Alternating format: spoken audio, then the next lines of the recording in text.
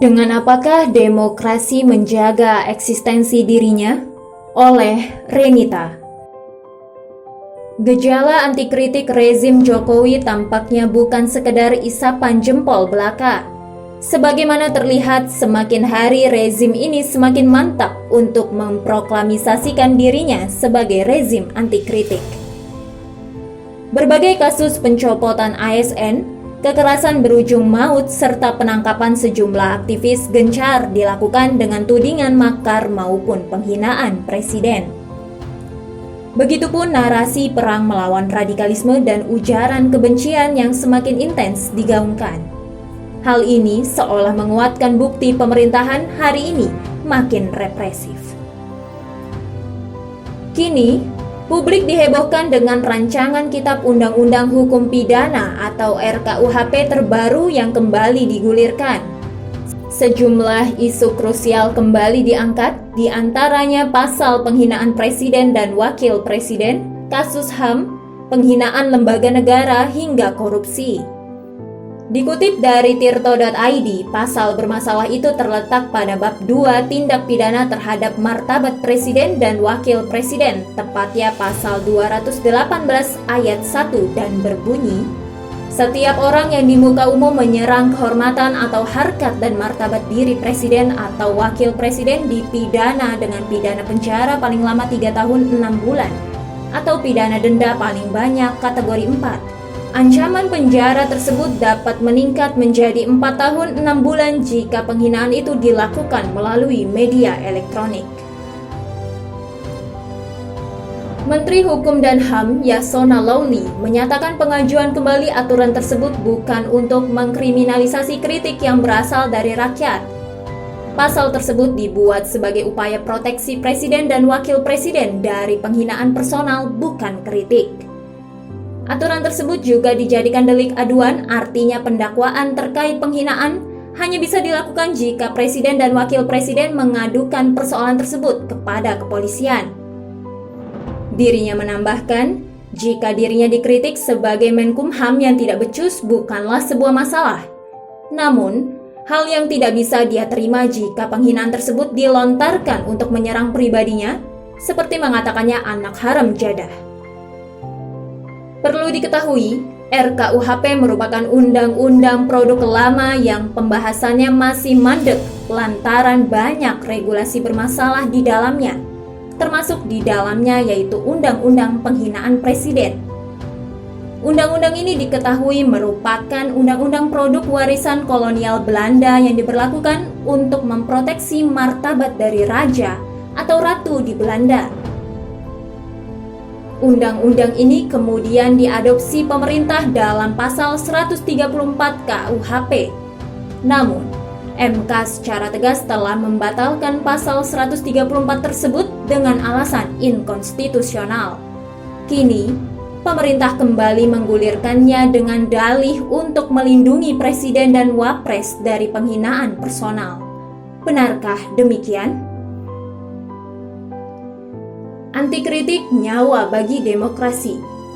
Guru Besar Ilmu Hukum Pidana Universitas Jenderal Sudirman, Purwokerto, Hipnu Nugroho mengungkapkan bahwa pemberlakuan ketentuan penghinaan presiden merupakan sebuah kemunduran. Mengingat Indonesia telah menerapkan sistem demokrasi, maka semestinya kebebasan berpendapat dan berekspresi dilindungi. Menurutnya, pemberlakuan delik aduan tidak bisa menutupi bobroknya pasal ini. Sebab, tidak adanya batas yang jelas terkait frase menyerang kehormatan atau harkat dan martabat diri. Selain itu, jika melihat pada penerapan Undang-Undang ITE, pasal penghinaan atau pencemaran nama baik kerap salah ditafsirkan oleh penegak hukum, sehingga menimbulkan kegaduhan di tengah masyarakat. Dengan begitu, bisa jadi kritik terhadap presiden juga turut kena sikat.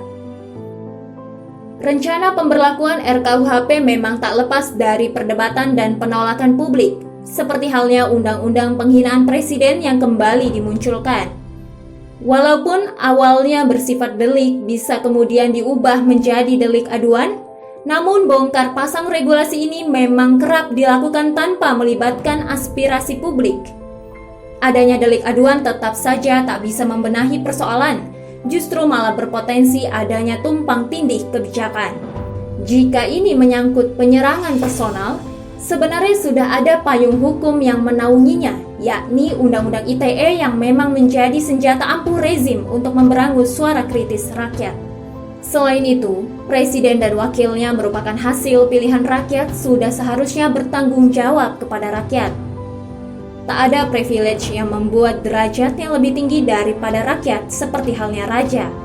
Kuat dugaan, ketika regulasi ini diberlakukan justru berpotensi menjadi batu sandungan dalam melakukan pemeriksaan terhadap presiden dan wapres terkait pelanggaran hukum.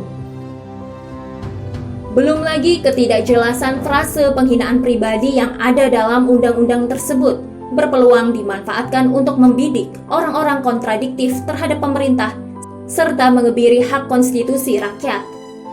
Penafsiran yang berbeda dari masing-masing pihak akan memicu perspektif yang tak berimbang. Patut diduga, pemerintahlah yang akhirnya menjadi aktor tunggal yang dapat memonopoli kebenaran dan keadilan. Tak ayal, aturan ini memang digulirkan hanya untuk melumpuhkan aspirasi rakyat demi melanggengkan eksistensi rezim yang berkuasa. Bukan hal yang aneh ketika kebijakan zolim terus diproduksi pemerintahan saat ini. Memang inilah konsekuensi yang harus dibayar pemerintah saat konsisten berada dalam genggaman sistem demokrasi kapitalis yang memihak kepentingan kapitalis. Karena pada pelaksanaannya, sistem ini akan selalu menerobos proses partisipasi rakyat, bahkan mengamputasi aspirasi publik, sekaligus meniadakan proses diskusi yang memfasilitasi kepentingan rakyat banyak. Maka, jangan harap perkara hak-hak asasi manusia serta kemanusiaan yang adil dan beradab akan menjadi parameter dalam pengambilan keputusan. Kalaupun topik ini dilejitkan semuanya hanya sebatas lip service di ruang-ruang majelis. Nyatanya, sistem demokrasi memang sudah cacat sejak kelahirannya. Berbagai kebebasan semu yang ditawarkan sengaja digunakan sebagai alat untuk membendung upaya perubahan, terlebih perubahan ke arah tegaknya sistem Islam.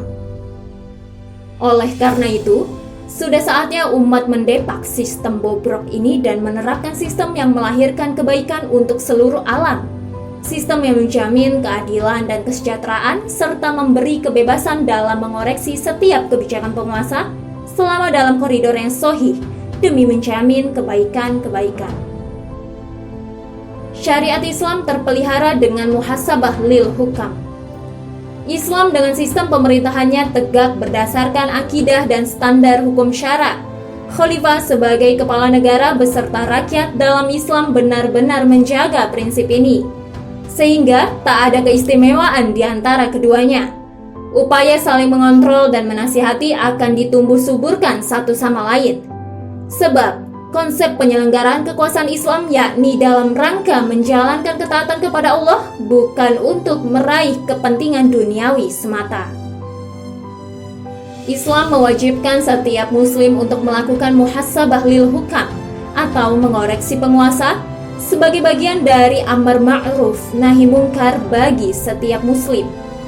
Allah Subhanahu wa Ta'ala berfirman yang artinya, hendaknya ada di antara kalian sekelompok umat yang mengajak kepada kebaikan serta menyeru kepada kemakruffan dan mencegah kepada kemungkaran. Terjemahan Quran Surah Ali Imran ayat 104. Rasulullah juga meriwayatkan sebuah hadis lain terkait muhasabah lil hukam. Penghulu para syuhada adalah Hamzah bin Abdul Muthalib, dan orang yang mendatangi penguasa zolim lalu memerintahkannya kepada kebaikan dan mencegahnya dari keburukan. Kemudian penguasa zolim itu membunuhnya. Hadis riwayat Al-Hakim.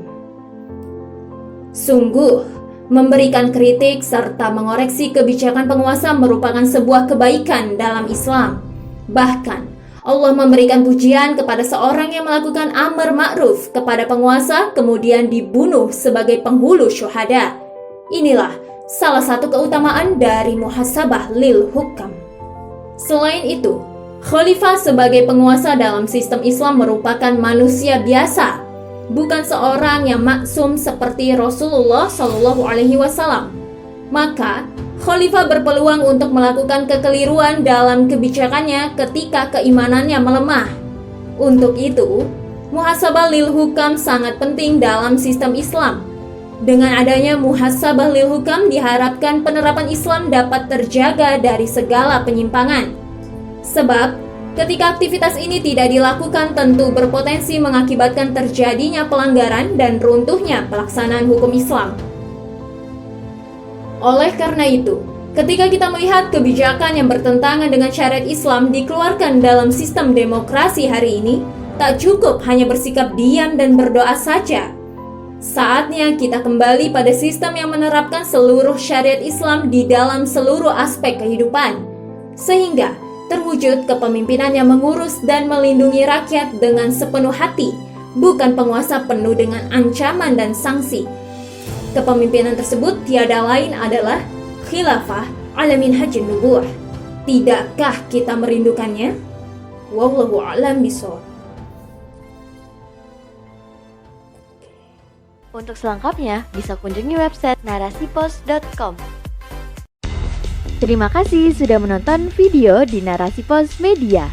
Jangan lupa like, komen, dan share video-video Narasi Pos Media.